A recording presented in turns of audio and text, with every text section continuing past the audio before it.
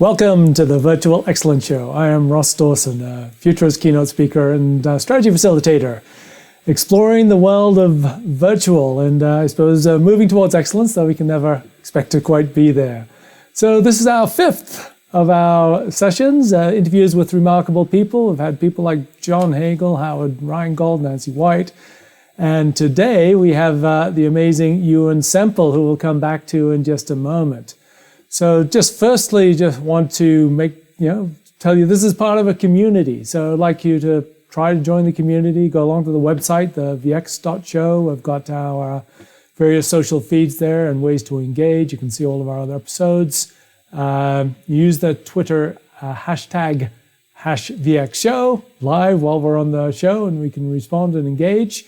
And also just during the week while we're doing other things. And also we've got a Facebook group which you can access through our website. And if you're not watching this live, these are the times that it's on every week. So please come back and each week for more conversations with amazing people. So I want to introduce a special guest and a long-time friend, Ewan Semple, who is a leading speaker, author, and business strategist. You know, he always talks about the impact of technology. Understand technology, what's the impact? So he has, from the 90s, worked at the BBC in a number of very interesting roles, including head of their DigiLabs, exploring the future of broadcasting, and the head of knowledge management. And also, since then, I've been working in a whole variety of guises. So Ewan is a wonderful guest to have on our show. So please welcome Ewan Semple. Hi, Ross. Hi, Ewan. How are things? Well, we're coping with lockdown here, as most of the world is, I guess, at the moment, and that's throwing up some interesting challenges.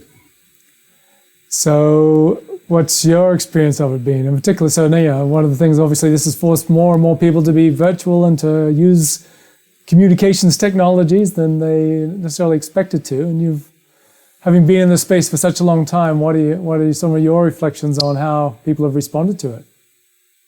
I guess about a month or so ago, there was something going around on LinkedIn that said, which has had the greatest impact on your digital transformation, your chief exec, your chief technology officer, or COVID-19?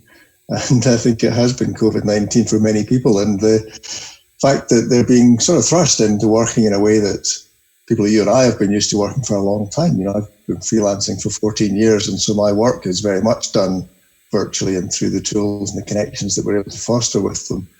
And it is fascinating watching people having to learn very quickly.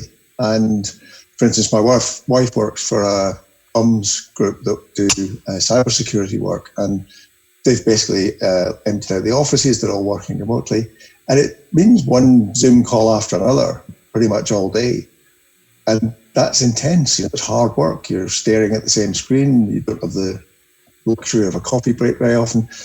And I worry slightly that what we've done is we've sort of morphed the quite often dysfunctional meeting culture in organizations into a virtual platform, and in a sense getting the worst of two worlds. So I think there's a lot to learn about how to make the best and most appropriate use of the technologies available to us.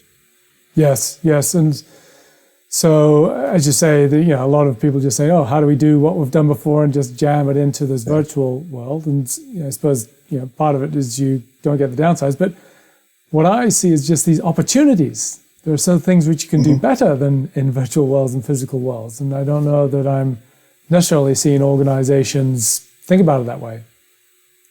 No, and I think that is just the learning curve in many cases, or being curious. I mean, I think for me, what we learn once you've used tools for a while is to pick the right tool for the right job. And even down to, people make a big thing about having cameras on and you have to be able to see people with eye contact. But I had a conversation with somebody the other day there on Zoom who was making that point, but they had the screen for their picture of me was down in the bottom side corner of their computer. So basically the whole time I was talking to them, they were looking at the screen. So I had no eye contact whatsoever. And in fact, it was probably a negative in some ways being able to see them. And, things like podcasts, I think, are underrated as a potential means of communication. And what I love about them is I can listen while I'm doing other things, while I'm walking or driving. And it allows a different rhythm and being able to soak up information in a different way. and making the right choice about what you put in Slack, what you send in an email, what you put on WhatsApp. And I think people not just need to learn, but need to be curious about the consequences of choosing a particular tool and which works best in their circumstances. Well, I have to ask you, how do you do that? How do people learn?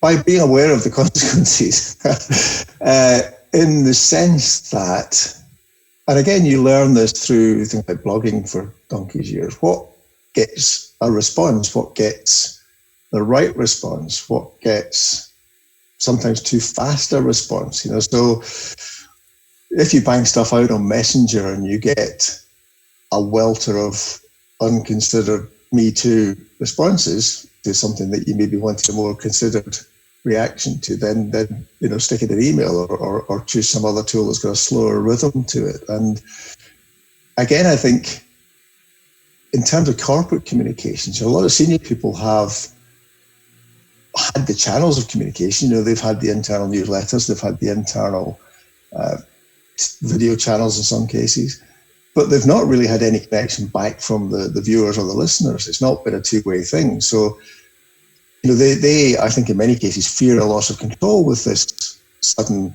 expansion of potential. But I often make the point they didn't have control in the first place. They had the channels, they could make the statements, they could push the stuff out. But what the consequences of that were, or how many people listened, or how many people saw and reacted, was something that they didn't have to worry about or think about. So again, I think that learning curve, and also again with blogging, you don't want to end up just writing things that people are going to respond to or like. Yep. Sometimes you have to be brave and write the thing that matters that may not get an immediate or visible response. But it is just being curious about the ecology, as I like to call it, of tools that are available. That's interesting. So, I mean, as I was mentioning before we were in this formal conversation, as it were, we were chatting about learning by doing, which almost all the other guests have been doing or talking about. And it strikes me that that's actually the real core of your message from the very beginning was do stuff, try stuff, learn from it. And if we look at that frame of leadership, leadership being so critical to enable that in organizations. And so, just so interested in your reflections on that, and I suppose in particular, how do you get leaders to be curious, to experiment, to try these tools in ways that are going to make them work? Well, I think part of it also relates to our start today, where you had some challenges with technology, and we had to, learn from that mistake. And that's as somebody who used to work in technology and broadcasting, that was the key principle. You learn from your mistakes. You try not to make them again. But I think a lot of people have a very nervous attitude to that, especially senior people, where they're meant to be. There's this perception that they're perfect and they don't make mistakes, and everything's managed and massaged so that they look as if they don't. But once you start, the phrase working out loud emerged out of this environment. Once you start being willing to think in a public space, say what you're noticing in a public space, be seen to deal with the reactions in a public space, that can feel very vulnerable if you've been used to controlling the message. But as you said rightly, the opportunities are enormous, because if you're courageous and brave, people see that. They trust you. They think, okay, this is somebody doing their best, trying to have the greatest impact that they can. We'll help them rather than mocking them for falling over. Yeah, it strikes me that there's obviously some aspects of leadership that are perennial. They're eternal. But one of the ones which really has come to the fore is this ability to be vulnerable. You have to be, otherwise you can't learn this stuff. Well, and I think we're seeing this played out on a grand scale in terms of some of our political leaders and the different ways of dealing with the current challenges, and the degrees of honesty and openness about how difficult things are, and or pretending that they're okay. These are really, really, as the Chinese would appropriately say, interesting times in terms of leadership. And part of that is obviously, this is why Trump is so fascinating, watching him wading into Twitter, and the consequences of that and the ramifications of some of his tweets are fascinating. I mean, they're horrendous in many respects, but it's a very visceral, visible example of how this stuff works. And Yep. at the moment, we're ending up in quite a dystopian, polarized, people using the tools to reinforce their own previous prejudices, if you like. But Yes. I'm, an eternal optimist. I mean, somebody asked me how long I thought it would take for all this stuff to become apparent and the consequences to become apparent. And I said 50 years, and they looked amazed. And I said, no, we've had the internet for 30 years, and most people still don't know what the browser is. There's an awful lot for people to learn and adapt to. And I remain optimistic that we have this incredible first ever opportunity to connect globally across all sorts of boundaries and barriers, which at the moment we're sort of using to beat each other up. But I think we will learn. I think humankind learns, and we will learn to use this tool to sort some of our bigger challenges. And part of that will be the role of leadership. Yes. No, I'm as well So, I mean, you and I we know many other people who from, a long time ago were just so optimistic about the potential of technology. And, and I think we and also many other people we know in the last 3, 4, 5 years have sort of said, whoa, well, actually, it's not looking quite as rosy as we thought. That wasn't what we meant. But I think part of it is having the faith, as you have, that it's, there is still so much potential. And that's for me, it's around how do you treat it as seeking the best possible opportunities, the potential from it. Yeah. And that's true inside organizations as well. I mean, we deployed a social network way before they were called social networks inside the BBC. And people were nervous of, if we give people this tool, what if they run amok? And quite the opposite was the case, that people rose to the occasion and used it to very good effect and very productively. And part of that was trusting them, and having the confidence to allow them to learn the ropes. And, there was a degree to which, to begin with, if you give the kids a loaded gun, the first thing they'll do is point it at the grown-ups. And, we had a bit of that going on, but it gets boring pretty quickly, as does sharing pictures of cats. I think we are maturing. And I think part of what went wrong for, and sometimes you feel like an aging idealist hippie talking about this stuff, but the potential is still there. And what went wrong, I think, was kind of what I call the industrialization of social, where it got turned into a thing in the marketing and the communications, professionals waded in. And this is why my book was called Organizations Don't Tweet, People Do, because I was frustrated at some corporation turning up with an unidentifiable Twitter account and wanting to be my friend. I'm thinking, well, that's not how this works. And so again, I think the whole commercialization of it, the gamification of it, the way Facebook is steering the thing to financial gain with algorithms, that's unsustainable in the long run. And I think hope we will mature out of that back into using it for real conversations about real stuff. Yes, absolutely. And so one of the words used there was trust.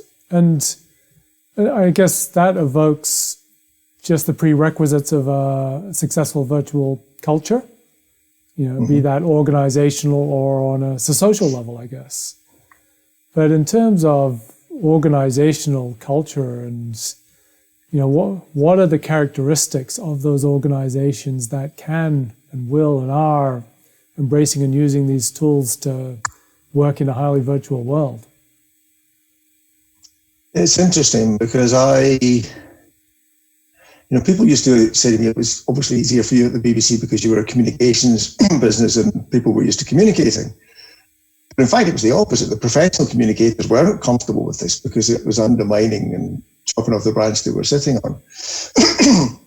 So I think there is a degree, but there is a degree to which I think an open conversational culture clearly helps. But I also acknowledge that that's not necessarily appropriate for every situation or every organization.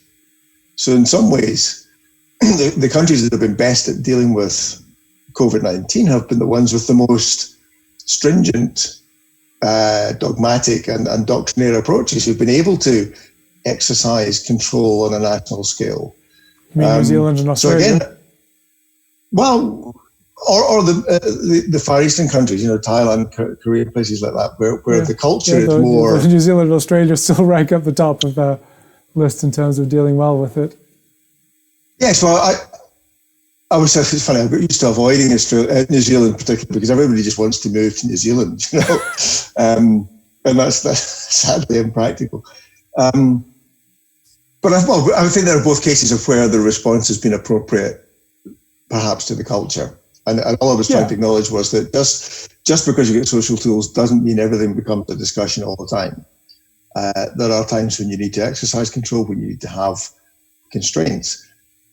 But I would argue that the ability to work out those constraints in a network of smart people is better than a small group of possibly less smart people trying to work it out. So, I think the prospect of these tools is to get quicker, more effective access to the best knowledge available.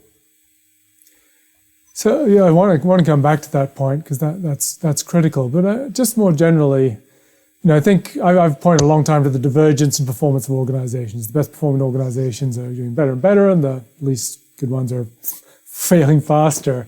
And I think this is particularly pointed now, where some organizations just seamlessly move into a virtual world because they've done it for ages. It's just easy. They can adapt. They're adaptable. And there are some organizations that just like, what? And they're sort of struggling to make it happen. And so I'm just interested in your reflections on how organizations respond, and I suppose this underlaying of communications technologies, and how do you make this work effectively?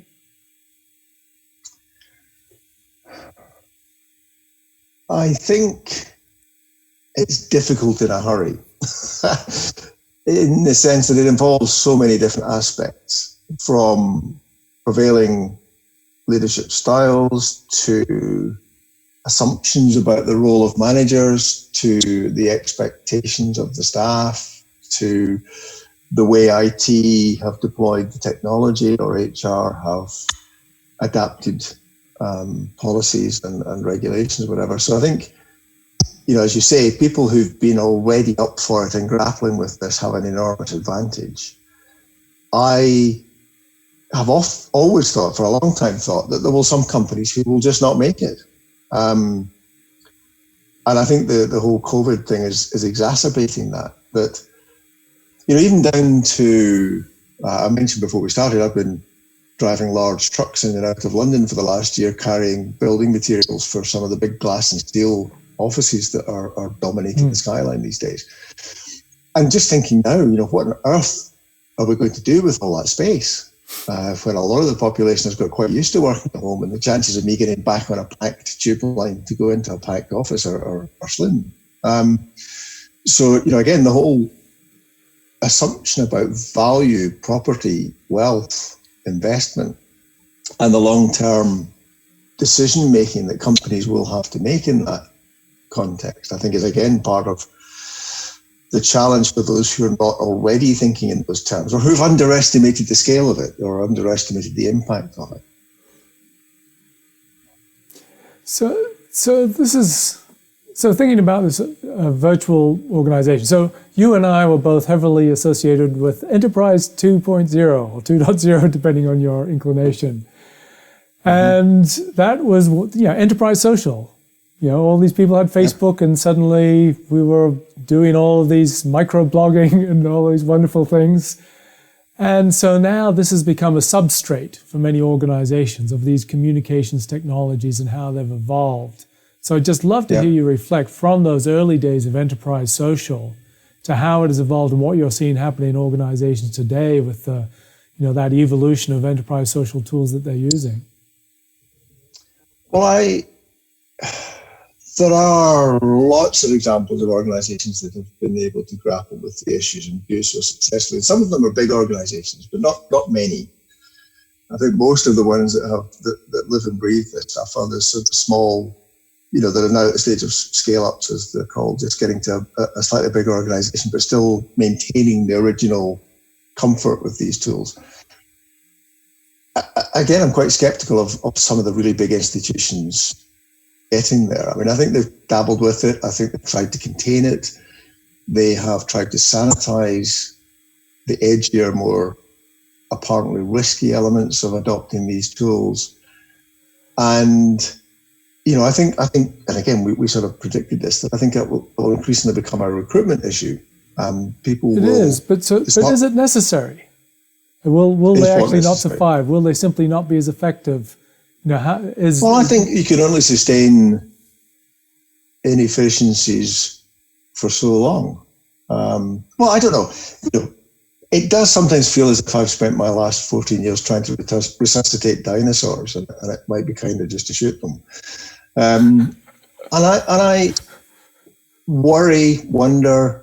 Well, so something else we haven't talked about, I know is a big thing in your life, is the whole automation and robotics, and it's yet again one of these subjects that's oversold and will no doubt continue to underdeliver for quite some time. But even the driving that I've been doing, people were all saying, "Oh, that will all be automated. Why am I getting into that as a job?" And I said, "Well, no. Maybe between regional distribution centres along big motorways, in convoys with highly predictable routes, yeah, maybe within 10 years or so that will become the norm."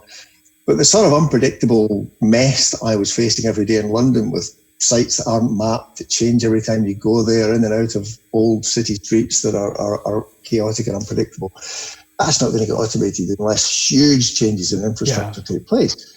So I started to describe it as that, literally for me, it was the last mile. It was physically the last mile.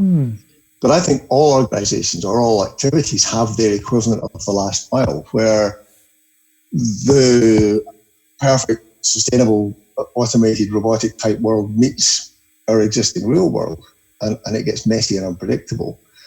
But I do think that for many people in knowledge work jobs, for instance, my daughter's just got some work for the NHS at the moment, just banging in email addresses and sending out emails. And I'm thinking, this could all be scripted. I can script it now. It's not automation. It's not hard, So there are so many jobs that I think at the moment will disappear quicker than people anticipate. Once your data is digital, once bots can start to see what's happening, once they can start to see the patterns in what's happening, there will just be an increasing nibbling away of those white-collar knowledge work jobs.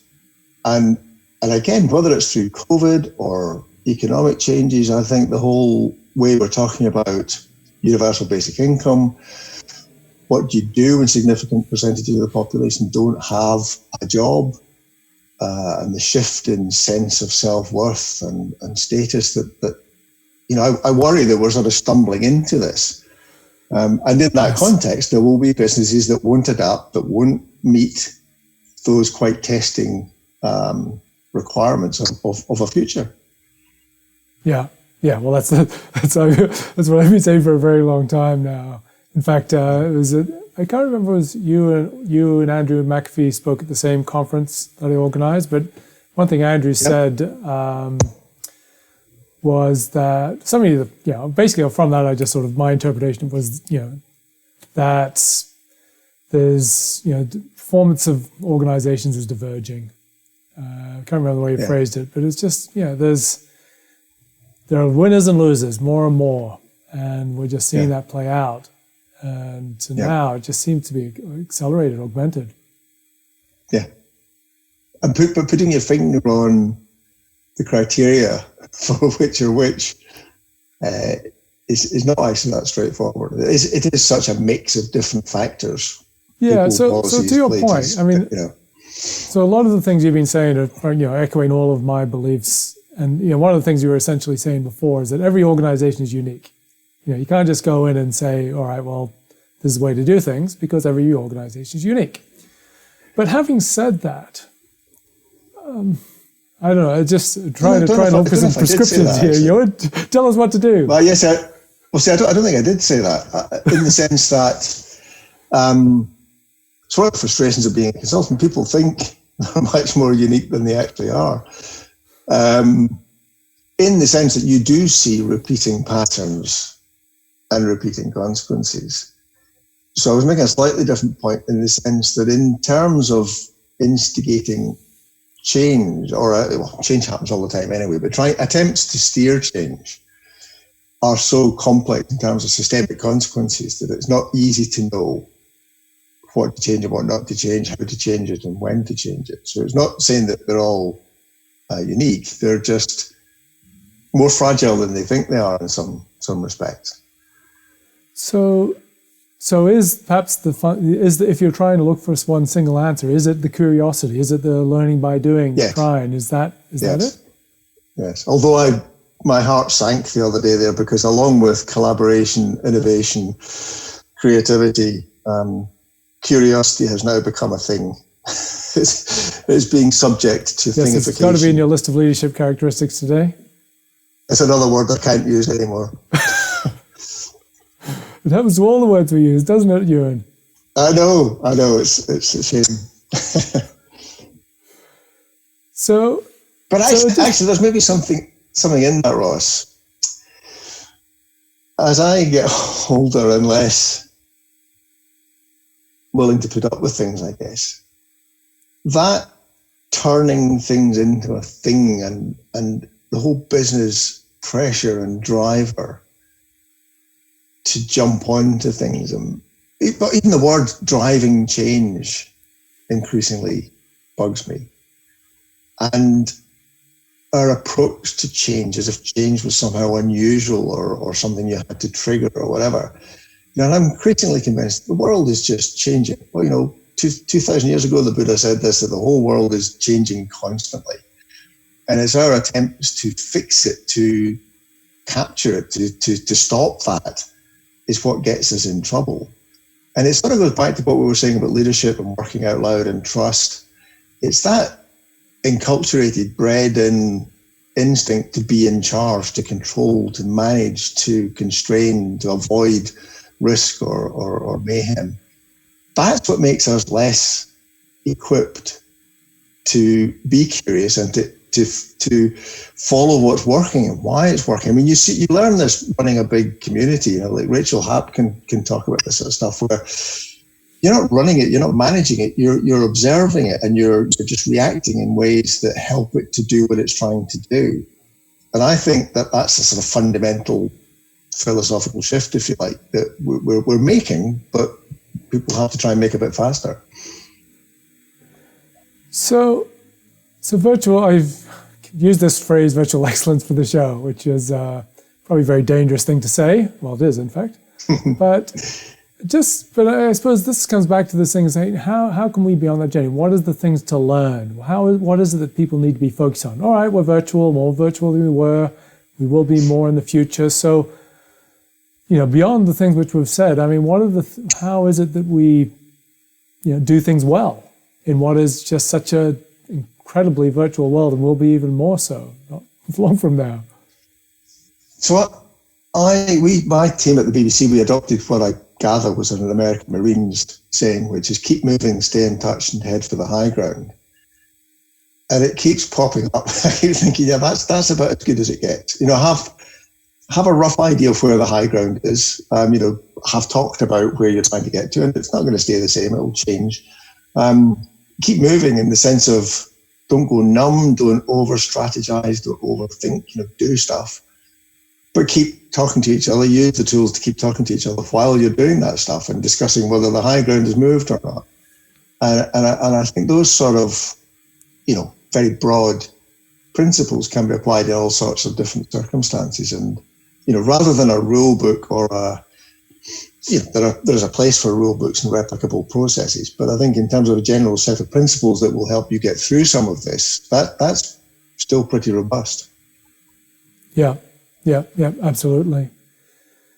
So any, I suppose, final recommendations, reading materials, prognostications? Well, actually, just getting a very broad comment in terms of reading materials, read more. I think there's so much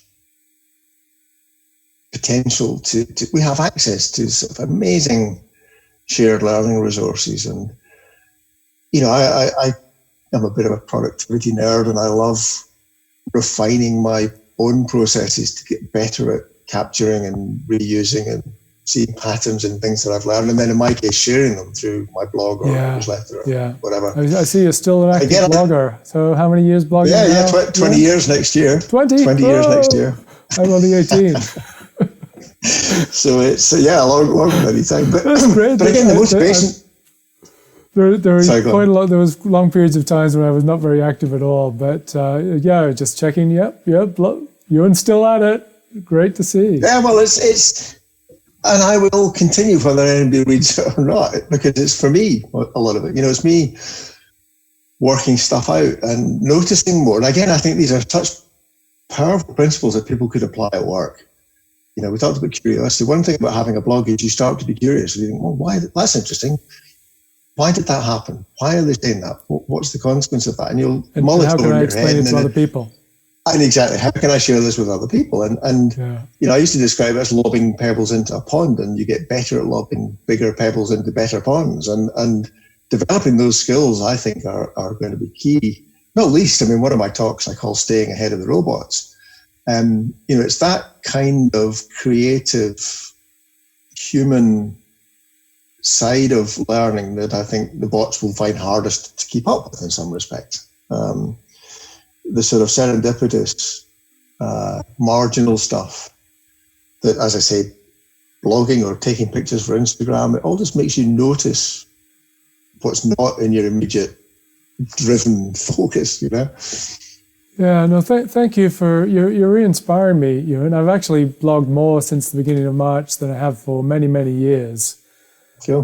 But you're just what you're saying now is just re-inspiring me as to why I actually sort of began it and always have valued it. Yeah. So thank you. I'll be, it's blogging is so rewarding. Good.